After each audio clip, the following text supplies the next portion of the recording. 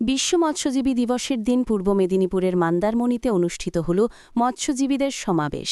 এদিন রাজ্যের বিভিন্ন অঞ্চল থেকে আসা মৎস্যজীবীদের ভিড়ে উপচে পড়ে অনুষ্ঠান মঞ্চ। সমাবেশে উপস্থিত ছিলেন রাজ্যের মৎস্যমন্ত্রী বিপ্লব রায়চৌধুরী, প্রাক্তন মন্ত্রী তথা রামনগরের বিধায়ক অখিল গিরি, রাজ্য সমবায় দফতরের প্রতিনিধিরা প্রদীপ পাত্র ও দীনেশ প্রধান। এছাড়াও ছিলেন জেলার মৎস্য অধিকর্তা সৌরেন জানা এবং সুমন সাহা। অনুষ্ঠানটি সঞ্চালনা করেন রাজ্য মৎস্যজীবী সংগঠনের কর্মকর্তা লক্ষ্মীনারায়ণ জানা। এদিন মৎস্যজীবীদের বিভিন্ন দাবি ও সমস্যার কথা উঠে আসে মঞ্চ থেকে। মৎস্যজীবীদের স্থায়ী পরিচয়পত্র, দুর্ঘটনা বীমা, সাগরে নিরাপদ যাত্রা ও অর্থনৈতিক সুরক্ষা ছিল আলোচনার কেন্দ্রবিন্দু। সমাবেশে বক্তব্য রাখতে গিয়ে অখিল গিরি জানান, মৎস্যজীবীদের উন্নয়ন এবং সরকারি পরিষেবা তাদের হাতে তুলে দেওয়াই আমাদের লক্ষ্য। মৎস্যমন্ত্রী বিপ্লব রায়চৌধুরী এদিন আশ্বস্ত করেন, সমুদ্রগামী মৎস্যজীবীদের জন্য সব রকম ব্যবস্থা নেবে রাজ্য সরকার। এদিন সমুদ্রসাথী প্রকল্পের টাকা খুব শীঘ্রই দেওয়া হবে। মন্ত্রী প্রতিনিধিদের আশ্বাসে খুশি মৎস্যজীবীদের একাংশ। তাদের দাবি, ঘোষণা না করে দ্রুত কাজ শুরু করা জরুরি। মন্দারমণি থেকে অংশুমান কন্ডার প্রতিবেদন। যারা মৎস্য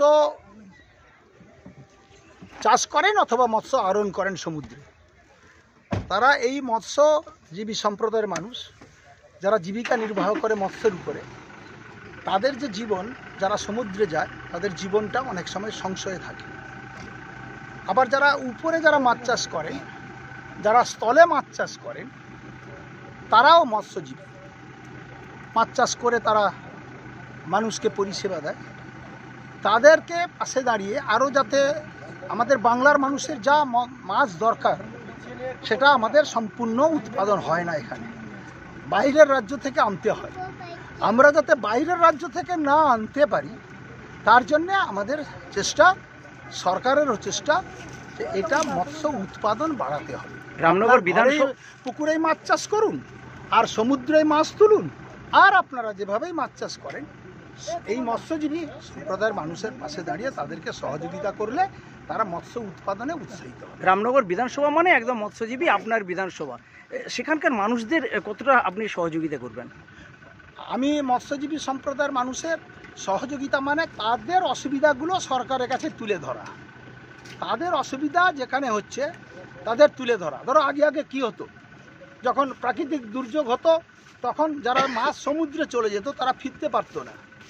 এখন তাদের কাছে বার্তা দেওয়ার মতন সরকার কিছু যন্ত্রপাতি ব্যবস্থা করছে। এই যে তাদেরকে সহযোগিতা করে দেওয়া, তাহলে তাদের জীবনটা বেঁচে গেল, তারা ফিরে আসতে পারল। আগে খবর পাঠানো যেত না, মাছ সমুদ্রে থেকে যেতে, তারা প্রাকৃতিক দুর্যোগে প্রাণ হারাতেন। এই রকমই সাহায্য করাই হচ্ছে আমাদের। 21শে নভেম্বরে 10 টাকা পুরস্কার ঘোষণা করেন না। কেন্দ্র সরকার একটা জিনিস জানে, সারা ভারতবর্ষকে টিকে রাখতে গেলে আমাদের গরিব দেশের শত্রুদের মোকাবিলা করার সাথে সাথে যত ঢাকঢোল পিটিয়ে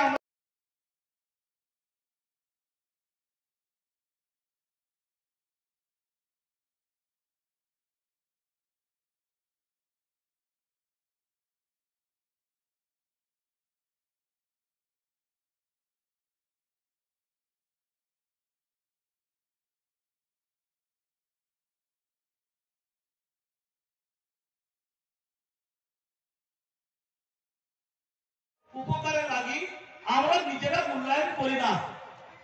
আমরা জীবন বিসর্জন দিয়ে মহাসমুদ্রে পাড়ি দিয়ে যে মাছগুলো ধরে এনে সারা ভারতবর্ষের মানুষের কাছে প্রোটিন পৌঁছে দিই, খাদ্য পৌঁছে দিই, সুস্বাদু আহার পৌঁছে দিই। আমরা কোথায় খাই না খাই, কি করি না করি, কেমন বেঁচে থাকি, সেটা কিন্তু যারা এই সুস্বাদু মাছগুলো খায় তারা